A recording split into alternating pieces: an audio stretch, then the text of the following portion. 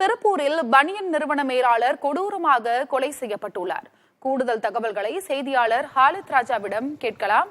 Khalid ராஜா, பனியன் நிறுவன மேலாளர் கொடூரமாக கொலை செய்யப்பட்டிருக்கிறார். தற்போதைய அங்குள்ள களச்சூழல் என்ன?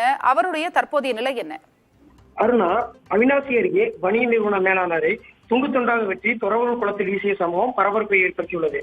2 தினங்களுக்கு முன்பு கோவிந்தசாமி என்பவர் காணாமல் போனதாக குடும்பத்தினர் அவினாசி காவல் நிலையத்தில் புகார் கொடுத்திருந்தாங்க.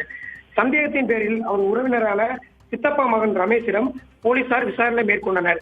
போலீசார் மேற்கொண்ட விசாரணையில் கொலை செய்ததை ஒப்புக்கொண்டு உடலை துண்டு துண்டாக வெட்டி சாக்கு மூட்டையில் கட்டி குன்னத்தூர் அருகே உள்ள ஒரு குளத்தில் வீசியதாக தெரிவிச்சிருக்காங்க. தகவலை அடுத்து 2 தினங்களாக போலீசார் குன்னத்தூர் பகுதியில் உள்ள அந்த குளத்துல தேடி வந்த நிலையில சற்று முன்பு துறவூர் குளத்தில் 2 மூட்டைகள் கரையோரத்தில் மிதங்குவதாக அந்த பகுதியை சேர்ந்த மக்கள் கொடுத்த தகவலின் பேரில் சம்பவ இடத்திற்கு வந்த போலீசார் அதில் துர்நாற்றம் வீசுவதை அடுத்து இந்த சாக்கு மூட்டையில் இறந்தவரின் உடல் இருக்க வாய்ப்புள்ளதாக கருதி சம்பவ இடத்திற்கு அந்த ரமேஷை வரவழைத்து அடையாளம் காண்பிக்க சொல்லியிருக்காங்க.